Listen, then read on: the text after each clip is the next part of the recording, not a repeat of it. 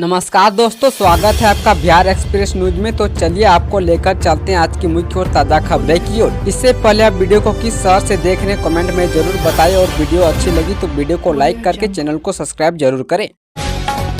शिक्षा विभाग ने घोषित किया teacher of the month. S Siddharth ने 12 शिक्षकों को किया सम्मानित। शिक्षा विभाग ने टीचर ऑफ द मंथ की घोषणा कर दी है। राज्य के 1 दर्जन शिक्षकों के बेहतर प्रदर्शन के लिए उन्हें सम्मानित किया गया है। एस सिद्धार्थ ने उत्कृष्ट कार्य के लिए बिहार के 12 शिक्षकों को सम्मानित किया है। एस की तरफ से सभी 12 शिक्षकों को प्रशस्ति पत्र सौंपा गया है। जाम से परेशान पटना के लोगों के लिए गुड न्यूज। ट्रैफिक एसपी ने लिया यह बड़ा फैसला। जाम से निजात दिलाने के लिए पटना के ट्रैफिक एसपी ने बड़ा निर्णय लिया है। पटना के ट्रैफिक एसपी के निर्देश पर पटना के बाहरी इलाकों के लिए ट्रैफिक रूट में बदलाव किया गया है। इस बदलाव के बाद शहर में जाम की समस्या खत्म होने की उम्मीद की जा रही है। अभी बिहार की राजधानी पटना में लगातार जाम की समस्या देखने को मिल रही है। इससे आम लोगों और सड़क मार्ग से यात्रा करने वाले दोनों को काफी परेशानी होती है। बीएसआरटीसी के बेड़े में आई 43 नई डिलक्स बसें। अब 36 बड़े शहरों से पटना आना जाना होगा आसान। बिहार राज्य पथ परिवहन निगम की बेड़े में 43 नई डिलक्स बसें जुड़ेंगी, जिनमें से 35 बसें 21 शहरों के लिए चलेंगी। ये बसें राज्य के जिला अनुमंडल और प्रमुख मुख्यालयों को जोड़ेगी। बिहार में सड़क मार्ग से यात्रा करने वाले लोगों को बढ़ती संख्या को देखते हुए परिवहन निगम ने यह फैसला किया है। बताया जाता है कि अब सड़क मार्ग के जरिए बिहार में यात्रा करना लोग अधिक पसंद कर रहे हैं। सीएम नीतीश की कैबिनेट मीटिंग। आज कई एजेंडों पर लगेगी मुहर। सीएम नीतीश कुमार ने आज कैबिनेट मीटिंग बुलाई है। पहले यह कैबिनेट मीटिंग 20 दिसंबर को होने वाली थी, लेकिन बीते दिन इसके शेड्यूल में बदलाव करते हुए बिहार विधानसभा चुनाव को लेकर कैबिनेट बैठक को अहम माना जा रहा है। वहीं सीएम नीतीश बैठक में कई अहम फैसले ले सकते हैं। राजद विधायक के भाई के घर पुलिस की छापेमारी। रेड में मिली 3 बंदूक और नोट गिनने की मशीन। राजद विधायक रितलाल यादव के भाई पिंकी यादव के कई ठिकानों पर पुलिस ने छापेमारी की है। यह कार्रवाई पटना एम्स के सुरक्षा अधिकारी पर दिन दहाड़े फायरिंग करने के मामले में की गई है। कोतवा स्थित पर समेत कई ठिकानों पर पुलिस ने छापेमारी की है। लो हो गई देश के 80 करोड़ लोगों की चांदी। फ्री राशन के साथ मिलेंगे 1000 रुपये। अगर आप फ्री राशन के लाभार्थी हैं तो यह खबर आपके लिए है, क्योंकि सरकार अब राशन कार्ड पर सिर्फ गेहूं, चना, चावल जैसे खाद्य पदार्थ नहीं मुफ्त देगी, बल्कि 1000 रुपये देने की योजना बना रही है। हालांकि इस धनराशि का लाभ केवल ऐसे लोगों को मिलेगा जिन्होंने ई-केवाईसी कराई हुई है। हालांकि इसके लिए कुछ शर्तों को भी लाभार्थी को पूरा करना होगा। मीडिया रिपोर्ट्स के मुताबिक ये धनराशि मिलने की घोषणा नए साल से पहले होने की संभावना जताई गई है।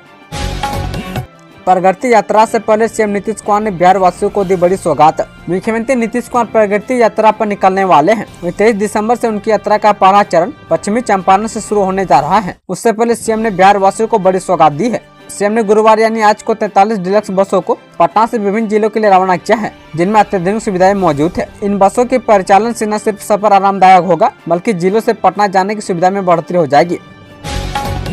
रोहतास में निकला 12 फीट का लंबा अजगर सांप। खतरों को खिलाड़ी ने किया रेस्क्यू। ठंड में जंगली जानवर या सांप आदि धूप लेने के लिए कई बार बाहर आते हैं। इस बीच रोहतास के सरैया गांव में बुधवार को जब एक 12 फीट का लंबा अजगर निकला तो हड़कंप मच गया। यह विशालकाय अजगर सबसे खतरनाक प्रजातियों में से एक बताया जा रहा है, जिसे ग्रामीणों की नजर उस पर पड़ी तो लोग घबरा गए। घटना रोहतास के तिलोथू इलाके के सरैया गाँव स्थित वार्ड नंबर 4 की है।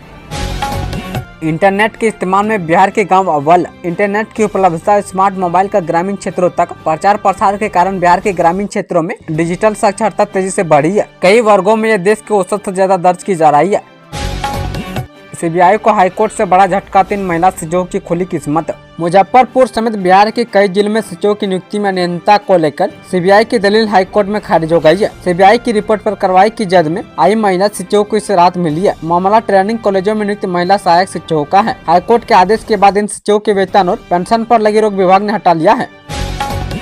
पटना में महिला को अगवा कर 3 दहाड़े गैंगरेप, सभी आरोपी फरार। पटना से सटे विक्रम में धान का बोझा बांध रहे एक महिला का 4 युवकों ने अपहरण कर लिया। इसके बाद बारी बारी से उसके साथ दुष्कर्म किया। घटना की लिखित शिकायत पीड़ित महिला ने स्थानीय थाने में दर्ज कराई है। इधर सामूहिक दुष्कर्म के बाद सार्वजनिक होने के बाद मौके पर पुलिस ने छानबीन शुरू की। अब तक कोई भी आरोपित पुलिस की पकड़ में नहीं आ सका है।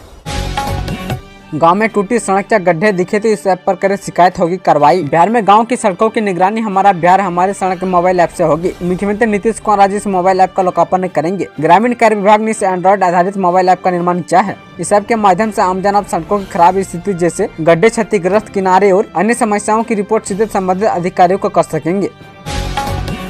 बिहार में नौकरी का मौका पद प्रभारियों की होगी बहाली करना होगा ये काम। बिहार में ग्रामीण कार्य विभाग ने गाँव की सड़कों की ओर बेहतर तरीके से निगरानी के लिए पद प्रभारी बाहर करने का निर्णय लिया है। सड़कों की गुणवत्ता को और बेहतर बनाए रखने के लिए ये समर्पित कर्मचारी होंगे। इनकी जिम्मेवारी होगी कि वे बन चुकी सड़कों की गुणवत्ता को बेहतर बनाए रखे। विभाग ने राज्य के हर 10 पंचायत पर एक पद कार्य प्रभारी की तैनाती का निर्णय लिया है।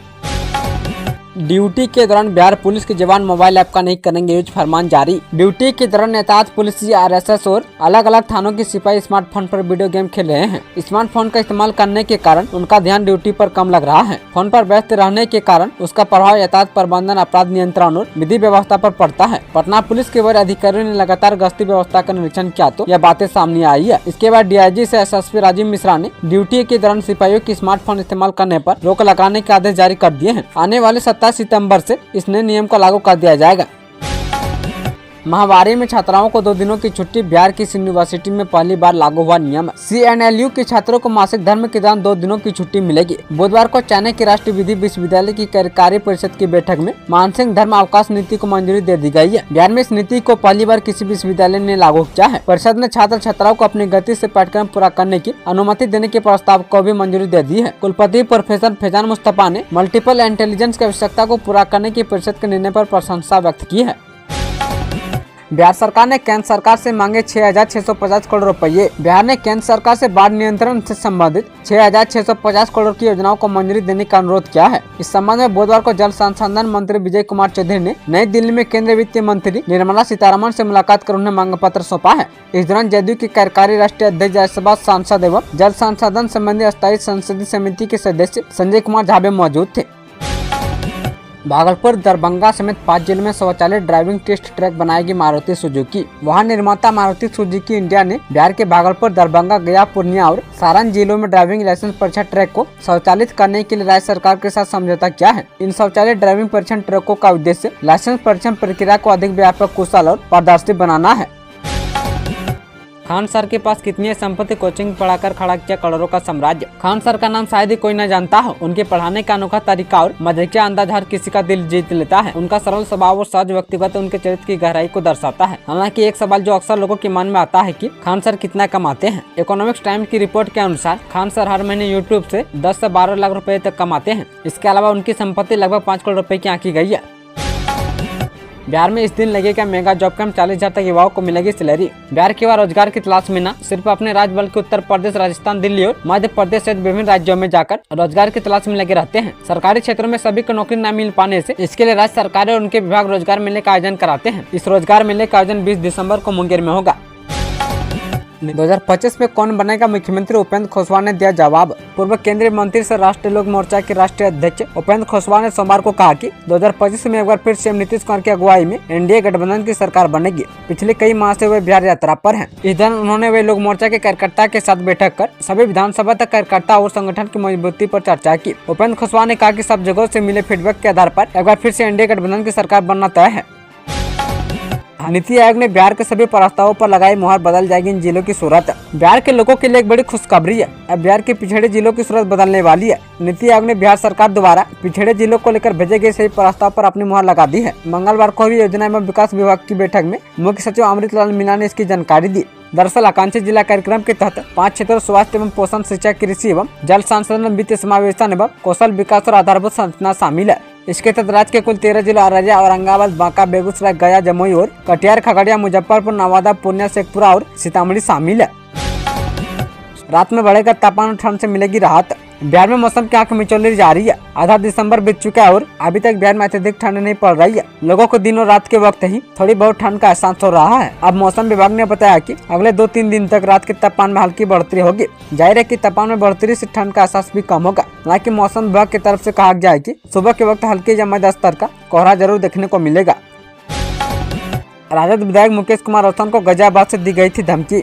महुआ से राजद विधायक मुकेश रोशन को गाजियाबाद से जान मारने की धमकी दी गई थी। मोबाइल लोकेशन के आधार पर पुलिस को आरोपित की जानकारी मिली है। कोतवाली थानेदार राजन कुमार ने बताया कि आरोपित को गिरफ्तारी के लिए कोतवाली पुलिस की टीम उत्तर प्रदेश रवाना हो चुकी है। गिरफ्तारी के बाद पता चलेगा कि आरोपी ने विधायक को क्यों धमकी दी थी। बिहार में नक्सलियों का पूरी तरह होगा सफाया, तैयार हो गया है बड़ा प्लान। बिहार से अब नक्सलियों का पूरी तरह सफाया किया जाएगा। इसे लेकर केंद्र और राज्य सरकार दोनों जगह बड़ी तैयारी चल रही है। केंद्र सरकार ने नक्सली की पूर्व सफाई के लिए व्यापक अभियान की शुरुआत की है और इसके मद्देनजर बिहार में भी अभियान शुरू हो रहा है। इस अभियान को एसएसपी समेत केंद्र और राज्य के एसटीएफ और ने मिलकर अंजाम देंगे। एसएसपी पटना सीमांत के आईजी ने इसे लेकर बड़ी जानकारी दी है। बिहार में शिशुओं को मिलेगा टैब। मार्च से लागू हो सकती है बच्चों के लिए डिजिटल हर्जी की व्यवस्था। बिहार के स्कूलों में मिड डे मील से लेकर पोशाक योजना तक स्कूल में बच्चों की हाजिरी से तय होता है। शिक्षा विभाग की नजर अब स्कूलों में बच्चों की हाजिरी पर है। शिक्षा विभाग को मिली जानकारी के अनुसार हेडमास्टर स्कूल में बच्चों की उपस्थिति कम रहने के बावजूद उसे बढ़ाकर दिखाते हैं और विभिन्न योजनाओं का लाभ लेते हैं। शिक्षा विभाग अब ऐसे नियमितता को रोकने के प्रयास में जुटा है। कक्षा में जितने बच्चे उपस्थित होंगे उतने ही बच्चों की हाजिरी बनेगी। इसके लिए शिक्षा विभाग डिजिटल हाजिरी की व्यवस्था लागू करने जा रही है।